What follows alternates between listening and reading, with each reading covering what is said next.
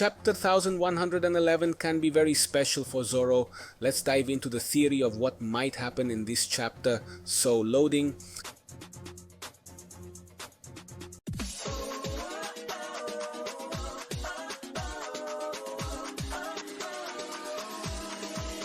Hello everyone, welcome to the channel, and before we get into the content of this video, leave a like, subscribe to the channel and hit the bell icon.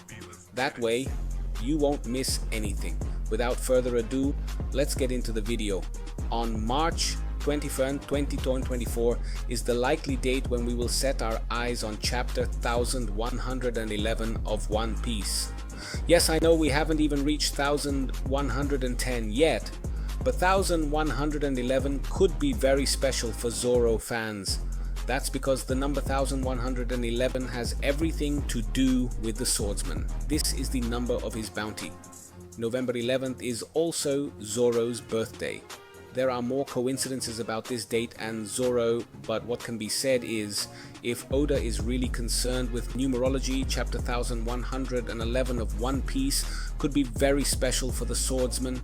In fact, it could be the most important chapter for the character. Some say Oda might only put Zoro in a cover story, but let's be hopeful that Oda is preparing this chapter for Zoro. Many are theorizing that Zoro will simply defeat Rob Lucci, or he will join Luffy in the battle against the Gorosei, but I believe that's too little for a chapter that could be the most important for Zoro so far.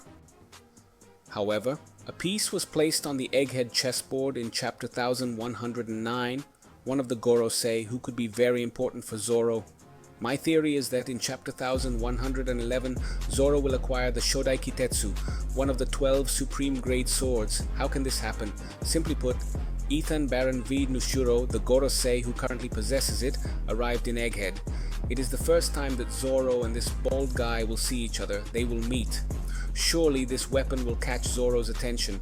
It may just be Oda's coincidence, but in chapter 1111 we will have Zoro and a Wazamono in the same place, and it would be a perfect chapter for him to acquire it, his ultimate weapon. Perhaps he will simply steal it in a getaway, or the sword itself will choose him. But it would be a chapter worthy of this numbering, where Zoro acquires his supreme sword. Sure, he hasn't fully mastered Enma yet, but it would be unforgettable for Zoro to acquire his ultimate sword in the most emblematic chapter for him. So, what do you think? Is it difficult for this to happen? What do you expect from chapter 1111 for Zoro? Or is this chapter not going to be anything special and Oda isn't even thinking about it? Leave your comments. If you enjoyed the video, leave a like, subscribe to the channel and hit the bell icon. Until next time, thank you.